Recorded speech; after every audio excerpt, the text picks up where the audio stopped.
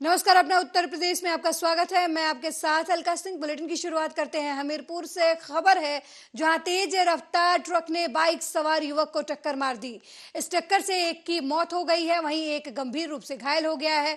सूचना पर पहुंची पुलिस ने घायल को नजदीकी अस्पताल भेज दिया है। वहीं मृतक के शव को कब्जे में लेकर पुलिस कार्रवाई में जुट गई है।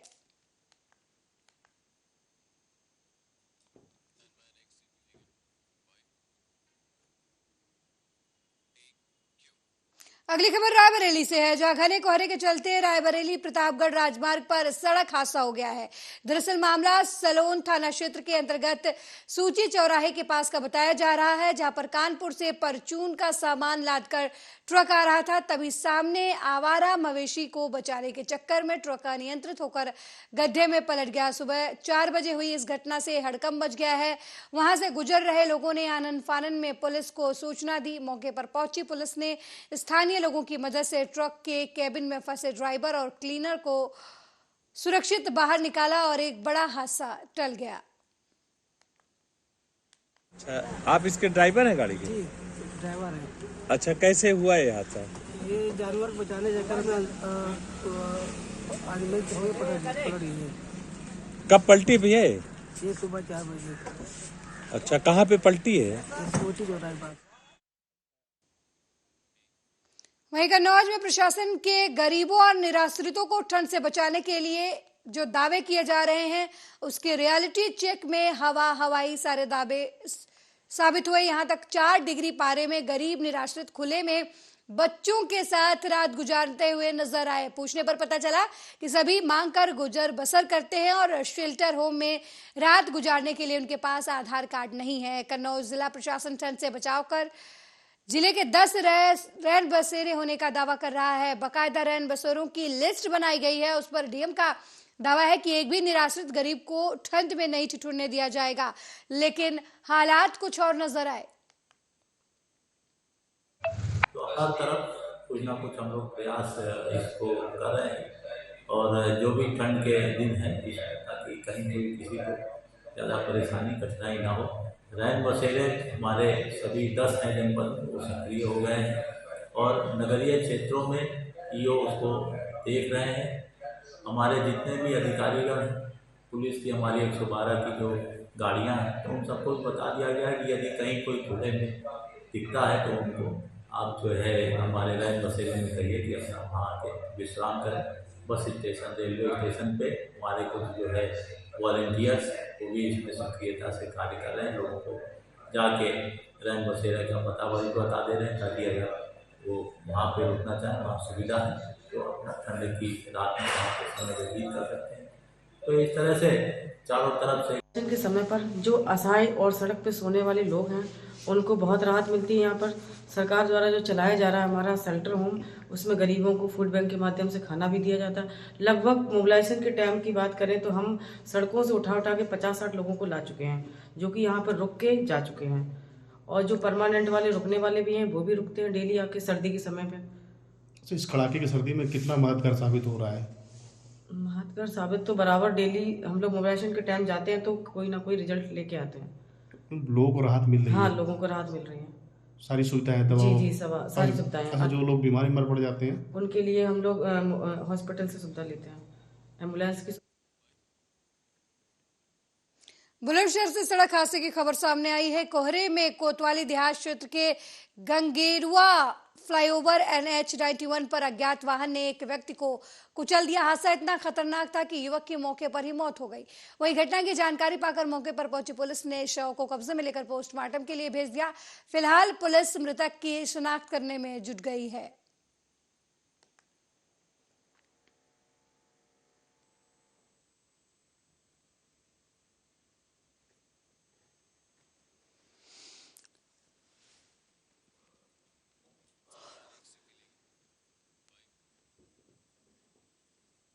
मध्य प्रदेश मेडिकल साइंस परीक्षा के तीसरे सेमेस्टर में कॉलेज टॉप करके परिवार और हमीरपुर जिले का नाम रोशन करने वाली छात्रा को व्यापार मंडल सुमेरपुर ने सम्मानित किया है। जानकारी के मुताबिक सुमेरपुर क्षेत्र के बिदोखर पुरई निवासी नंदकिशोर यादव की पुत्री ज्योति यादव ने मध्य प्रदेश मेडिकल साइंस परीक्षा के तीसरे सेमेस्टर में कॉलेज टॉप करके घर, परिवार, क्षेत्र और जिले का नाम रोशन किया है। छात्रा के घर वापस आने पर मंगलवार को व्यापार मंडल ने एक समारोह में छात्रा का अभिनंदन करते हुए स्मृति चिन्ह और अंग वस्त्र देकर सम्मानित किया। हमारे क्षेत्र के गांव की बिदोखर गांव की एक किसान की बेटी ग्वालियर के एनसीआर नर्सिंग कॉलेज में तृतीय सेमेस्टर में प्रथम स्थान आई है। हम उसका उत्साहवर्धन करने के लिए, ताकि ये उत्साहवर्धन का उद्देश्य हमारा ये है कि क्षेत्र के बच्चे इस तरह के उत्साह जब किए जाएंगे, उनका प्रोत्साहन किया जाएगा तो और अच्छे लगन के साथ वो अपने पढ़ाई को अपने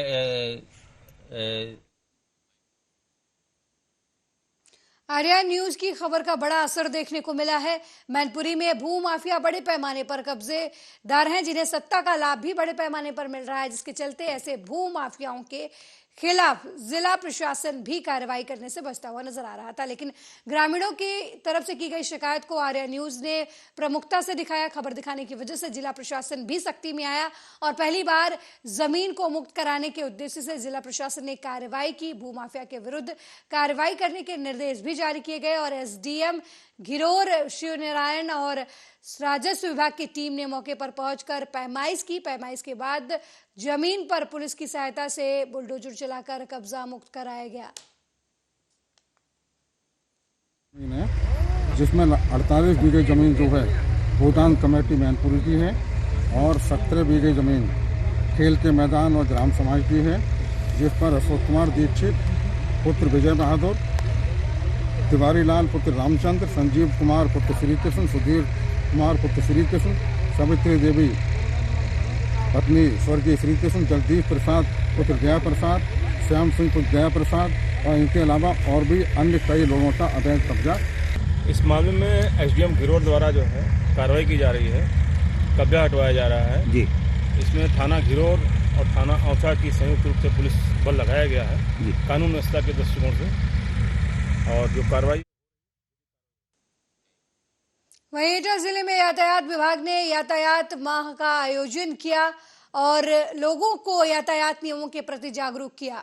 इसी के तहत राष्ट्रीय राजमार्ग संख्या 35 जीटी रोड पर बने आसपुर टोल प्लाजा पर राष्ट्रीय राजमार्ग प्राधिकरण और PNC Aligarh highway private limited और सोनू कुमार प्लाजा कंपनी की तरफ से विशेष जागरूकता शिविर का आयोजन किया गया। शिविर में सभी वाहन चालकों को यातायात नियमों के प्रति जागरूक किया गया। कार्यक्रम में यातायात प्रभारी बचान सिंह ने कहा कि जीवन अनमोल है, इसलिए वाहन चलाते समय यातायात नियमों का पालन करें और सावधानी बरतें। उन्होंने कहा कि वाहन चलाते समय मोबाइल का उपयोग बिल्कुल ना करें, क्योंकि मोबाइल से ज्यादा जिंदगी जरूरी है।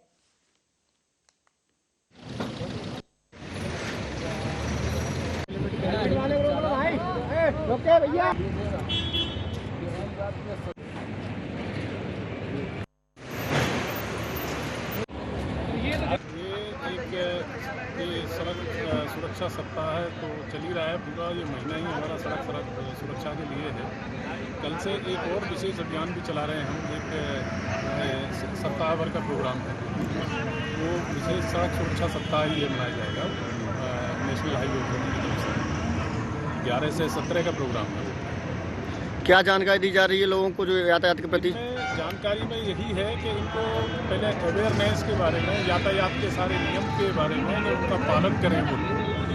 पालन ना करने से क्या नुकसान हुए हैं, इसके लिए हमने लोकल एडमिनिस्ट्रेशन से भी सहयोग मांगा है, जो अभी इसके माध्यम से सभी को जागरूक करें और हम सब जितनी भी पब्लिक है उनके बीच में जाके हम पब्लिक को भी सभी को जागरूक करें कि ये यातायात के नियम पालन करने से कितने इनके फायदे हैं और ना करने से कितना इनका नुकसान है, वो इनको बताने की कोशिश की जाए। ये सड़क सुरक्षा सप्ताह है तो चल ही रहा है, पूरा ये महीना ही हमारा सड़क सुरक्षा के लिए है।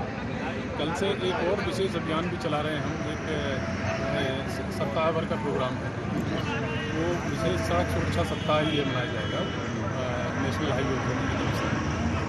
11 से 17 का प्रोग्राम है। क्या जानकारी दी जा रही है लोगों को? और इसी बीच उत्तराखंड से बड़ी खबर सामने आ रही है, जहां जोशी मठ में 723 घरों में दरारें आई हैं। बुलडोजर का नहीं इस्तेमाल होगा। आपको बता दें कि जोशी मठ में जो घर गिराए जा रहे हैं उनमें बुलडोजर का इस्तेमाल नहीं किया जाएगा। वहीं मुआवजे की मांग तेज हो चुकी है। जोशीमठ के रहने वाले लोग मुआवजे की मांग कर रहे हैं, इसके लिए प्रदर्शन कर रहे हैं। जोशीमठ में भू धसाव के चलते 723 घरों में दरारें आई हैं। वहीं भू धसाव के बाद अब एक्शन मोड में नजर आ रही है प्रशासन। बुलडोजर तैयार है। सबसे पहले वहां खतरे की जद में आए 2 होटलों को तोड़ने के लिए तमाम टीमें मौजूद हैं। बड़ी दरारें पड़ने के चलते दोनों होटलों माउंट व्यू और मल्हारी की इमारतें पीछे की ओर झुक गई हैं। वहीं सरकार के इस एक्शन के खिलाफ लोगों में काफी गुस्सा है। बीती रात स्थानीय लोग धरने पर बैठे हैं। लोगों की मांग है कि पहले मुआवजे और पुनर्वास की बात हो, इसके बाद वो घर खाली करेंगे।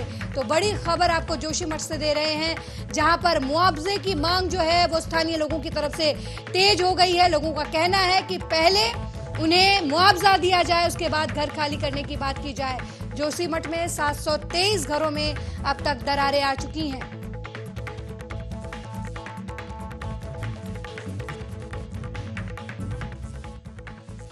और इस खबर पर ज्यादा जानकारी के लिए हमारे संवाददाता इंतजार रजा फोन लाइन पर जुड़ गए हैं। इंतजार, 723 घरों में दरारें आई हैं, लोग मुआवजा मांग रहे हैं, क्या कुछ अपडेट है? जी बिल्कुल, देखिए अलका, मैं आपको बता दूं, हरिद्वार का जो जोशीमठ है आज एक आपदा को यहाँ पर झेल रहा है और जोशीमठ में जो भू धसाव है वो लगातार जारी है और लगभग 700 से ज्यादा घरों को यहाँ पर चिन्हित किया गया है कि जिन घरों में दरारें यहाँ पर आई हैं, जिसको लेकर जो लोग हैं लगातार यहाँ पर धरने भी यहाँ पर कर रहे हैं और प्रशासन के द्वारा हालातों को काबू करने के लिए तमाम प्रयास यहाँ पर किए जा रहे हैं।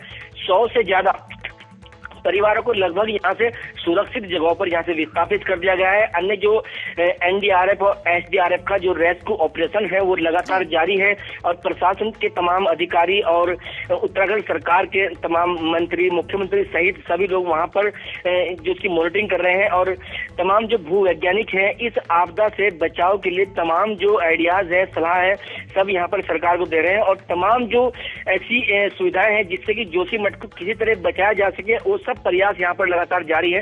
फिलहाल यहाँ पर तमाम जो ऐसे सवाल यहाँ पर खड़े हो रहे हैं कि लगभग यहाँ पर आज से जो दरार हुई जो बिल्डिंग है उनको गिराने का जो कार्य है वो आज से शुरू हो रहा है और लगभग यहाँ पर 700 से ज्यादा जो घर हैं और 2 यहाँ पर सुपर स्पेशलिटी यहाँ पर होटल्स भी हैं जिनको गिराने का जो कार्य है वो आज से लगातार यहाँ पर जारी किया जाएगा। जी इंतजार, स्थानीय लोगों की क्या मांग है? वो मुआवजा मांग रहे हैं, क्या कुछ सरकार से सहायता चाहते हैं?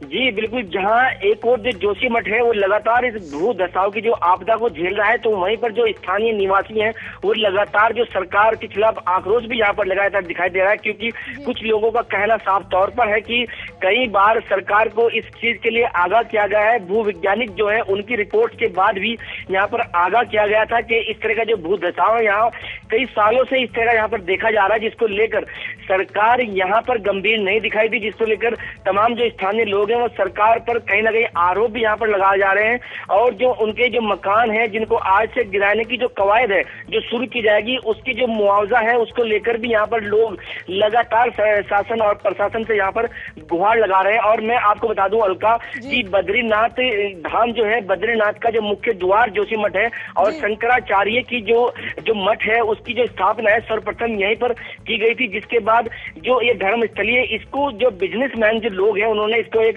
पिकनिक स्पॉट बना दिया है और यहाँ पर जो भू है, जो जमीन है उसका परीक्षण किए बिना ही यहाँ पर बड़ी बड़ी इमारतें यहाँ पर बना दी है, जिसको लेकर आज प्रशासन भी चिंतित है और ये भू धसाव का कारण यहाँ बना है और भू धसाव को लेकर जो ऐसी बिल्डिंगें हैं जिनको यहाँ पर चिन्हित किया गया है उन सभी को आज से गिराने का जो कार्य है वो प्रारंभ कर दिया गया है। जी इंतजार, जिन लोगों को विस्थापित किया जा रहा है उन्हें कहाँ विस्थापित किया जा रहा है और किस हालात में वो लोग हैं? क्योंकि ठंड का महीना आने वाला है, कुछ दिनों में बर्फबारी भी शुरू हो जाएगी तो आम जनजीवन जो है काफी प्रभावित होगा। ऐसे में घर छोड़कर कैंप में बिल्कुल अलका, देखिए बताना चाहूंगा कि जोशीमठ को इस वक्त 3 जोन में यहाँ पर बांटा गया है। हाई अलर्ट जोन यहाँ पर रखा गया है, राहत जोन यहाँ पर रखा गया है और सुरक्षित जोन यहाँ पर रखा गया है। तो जहाँ ज्यादा दरारें हैं वहां को लेकर के जो ऐसे स्थान शासन प्रशासन के द्वारा चिन्हित कर लिए गए हैं जहाँ से लोगों को सुरक्षित रेस्क्यू करके वहाँ विस्थापित किया जा रहा है, जहाँ उन्हें क्योंकि आने वाला मौसम है और लगातार क्योंकि पहाड़ी क्षेत्र है और बर्फबारी भी लगातार जारी हो जाती है तुरंत, क्योंकि सर्दी का मौसम है और पहाड़ी क्षेत्रों में इन दिनों जो बर्फबारी है वो भी लगातार जारी है, जिसके चलते जो ठंड का प्रकोप है, जो तापमान है वो भी गिरावट में है और लगातार बढ़ रही है। तो जिसको लेकर सुरक्षित स्थानों पर यहाँ पर जो जोशीमठ के जो स्थानीय लोग हैं यहाँ पर पहुंचाया गया है, वहां से दूर कहीं जगह चिन्हित कर ली गई है कि जहाँ पर इन लोगों को रखा जा रहा है। जी क्या क्या व्यवस्थाएं की गई हैं, क्योंकि घर नहीं है, रोजगार भी एक तरीके से खत्म है, क्योंकि जोशीमठ है जो ज्यादातर पर्यटन के लिए जाना जाता है और ऐसी स्थिति में तो पर्यटक आ नहीं रहे होंगे, तो ऐसे में जो लोग विस्थापित किए जा रहे हैं उनके खाने पीने की व्यवस्था, रहने की व्यवस्था और बाकी जो जरूरतें हैं उन्हें कैसे पूरा किया जाएगा? बिल्कुल बिल्कुल, देखिए अलका, मैं आपको बता दूं जितने भी विस्थापित परिवार हैं और जो ऐसे परिवार जो इस भू धसाव की जो चपेट में आए हैं उन सबको लगभग 4,000 रुपए के लिए उनको एक मुआवजा तौर पर यहाँ पर दिया गया कि वो जो जहाँ पर वो लोग रहेंगे, अगर कोई सरकार के द्वारा जो प्रबंध जो व्यवस्था यहाँ पर की गई, अगर वहाँ नहीं चाहते हैं और अन्य जगह कोई लोग रह रहे हैं तो उनको 4,000 रुपए पर के हिसाब से वहाँ पर इनको एक मुआवजा दिया जाए जिससे वो उस मकान का किराया भाड़ा यहाँ पर दे सके। तो तमाम जो सामाजिक संस्थाएं हैं वो भी यहाँ पर जो राहत सामग्री है उसको लगातार यहाँ पर पहुंचा रही हैं, चाहे हम हरिद्वार की हम बात कर लें या फिर पतंजलि योगपीठ के बाबा रामदेव की हम बात कर लें, तमाम जगहों से जो राहत सामग्रियां है वो भी वहां पर पहुंच रही है। सरकार के द्वारा तमाम जो ऐसे प्रयास है, चाहे हम खाने पीने की चीजों की हम बात कर लें या फिर रहने की व्यवस्थाओं की हम बात कर लें या फिर पहनने तक की व्यवस्थाओं की हम बात कर लें, तो तमाम जो चीजें हैं वहाँ सभी चीजें मुहैया कराई जा रही है और तमाम जो सामाजिक संस्थाएं हैं वो भी इन सभी चीजों को लेकर सामने आ रही है। जी बिल्कुल रजा, नजर बनाए रखिए गए जोशीमठ की स्थिति को लेकर। फिलहाल बहुत बहुत धन्यवाद अभी तक की जानकारी देने के लिए। तो जोशीमठ में जो है वो होटलों को गिराए जाने की कवायद जो है वो शुरू हो गई है। आपको बता दें कि 723 घरों में दरारें आ गई हैं और अब जोशीमठ में जिन घरों में दरारें आई हैं उन्हें विस्थापित किया जा रहा है। सरकार की तरफ से प्रति माह 4,000 देने की बात की गई है। हालांकि प्रशासन जो है पूरी तरीके से मुस्तैद है लोगों को रेस्क्यू करने के लिए।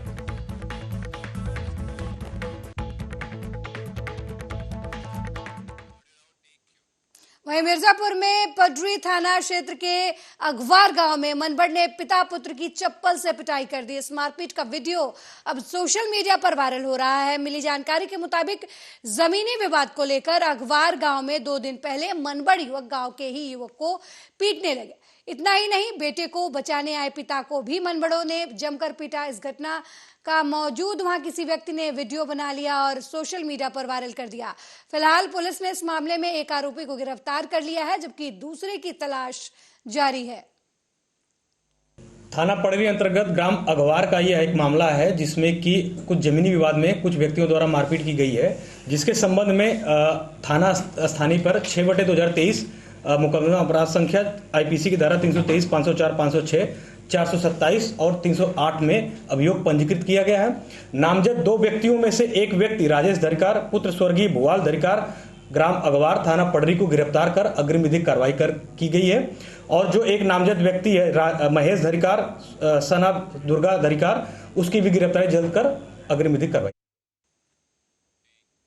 वहीं मिर्जापुर में विधान परिषद सदस्य श्याम नारायण सिंह उर्फ विनीत सिंह ने अहरौरा नवीन मंडी समिति के धान क्रय केंद्रों का निरीक्षण किया। धान क्रय केंद्रों पर तोल कांटे की कमी को लेकर उच्च अधिकारियों से फोन पर बात की और जल्द से जल्द केंद्रों पर तोल कांटे की व्यवस्था करने का दिशा निर्देश दिया। पीसीएफ वाले पे आए हैं तो यहाँ भी सिंगल काटा है, लेकिन इनका बताना था संबंधित अधिकारीगण का कि नहीं, हम सिंगल काटे से लगभग 50% किसानों का खरीदारी हम कर चुके हैं और यहाँ कोई दिक्कत नहीं आ रही है। बगल वाले हम पीसीएफ वाले पे गए थे जहाँ पे वहाँ पे कांटे की ज़रूरत है।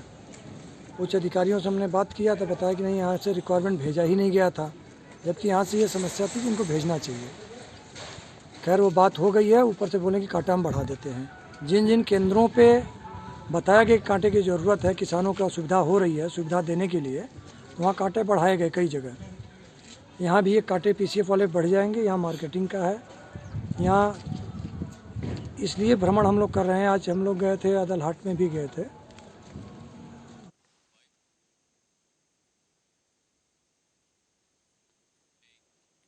गोरखपुर में व्हाट्सएप के जरिए हथियार खरीदने बेचने और के मामले में 3 लोगों को पुलिस ने गिरफ्तार कर लिया है। गोला पुलिस ने 3 ऐसे लोगों को गिरफ्तार किया है जो व्हाट्सएप के जरिए हथियार खरीद फरोख्त के धंधे में लगे हुए थे। इनके पास से 3 अवैध तमंचा भी बरामद किया गया है।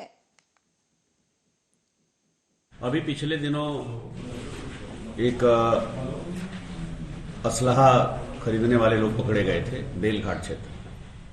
वस्तुतः वो घटना प्रकाश में आई थी कि मुखबिर ने बताया था कि राघवेंद्र और बल्लू यादव हैं, अगर इन्हें आप पकड़ लेंगे तो इनके मोबाइल में तमाम असलों के फोटो। उसी आधार पर फिर उनसे पूछताछ हुई तो 2 आदमियों से असलहे बरामद हुए थे। लेकिन राघवेंद्र ने अगला पॉइंट एक जय हिंद निषाद बताया था, जो गोला क्षेत्र का रहने वाला है। गोला पुलिस उसके पीछे लगी थी। जय हिंद की गिरफ्तारी के बाद उनके मोबाइल फोन में 6। अगली खबर हमीरपुर से है, जहां बुंदेलखंड एक्सप्रेस वे पर दर्दनाक हादसा हो गया है। बता दें, इस हादसे में बाइक सवार 2 युवकों की मौके पर ही मौत हो गई। दरअसल ये बाइक सवार दिल्ली से सतना जा रहे थे। वहीं सूचना पर पहुंची पुलिस ने शवों को कब्जे में लेकर मामले की अग्रिम कार्रवाई में जुट गई है। एक गाड़ी थी, उसमें इंजन में आवाज आ रहा था तो वो बोला कि धीरे धीरे चलने को। तो 2 गाड़ी 3 गाड़ी थी टोटल। हम लोग धीरे धीरे चल रहे थे। ये थोड़ा सा आगे गया, फिर 15 मिनट तक नहीं दिखा। 15 मिनट बाद देखे तो गाड़ी पड़ी हुई थी और इन लोग की बॉडी से आगे 150 मीटर आगे बॉडी पड़ी हुई थी। और हेलमेट इन लोग दोनों लोग पहनता है। एक का हेलमेट गायब है, एक का हेलमेट वहीं टूटा हुआ पड़ा हुआ था। और उसके अलावा हम लोग कुछ नहीं देख पाए। हम लोग आए, उठाए, फोन किए इसको। आप लोग कहाँ से आ रहे थे? हम लोग आ रहे थे अंकल दिल्ली से। कहाँ जाना था? हम लोग को जाना था पूर्वा। पूर्वा।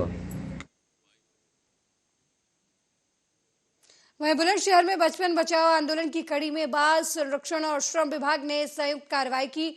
बचपन बचाओ आंदोलन के तहत 4 नाबालिग बच्चों को मुक्त कराया गया। ये बच्चे होटल और ढाबों पर मजदूरी कर रहे थे।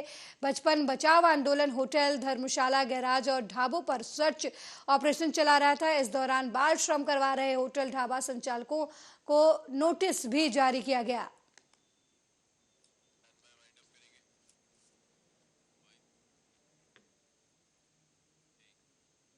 इस बुलेटिन में मेरे साथ फिलहाल इतना ही। देश दुनिया की तमाम खबरों को देखने के लिए देखते रहिए आर्या न्यूज। नमस्कार।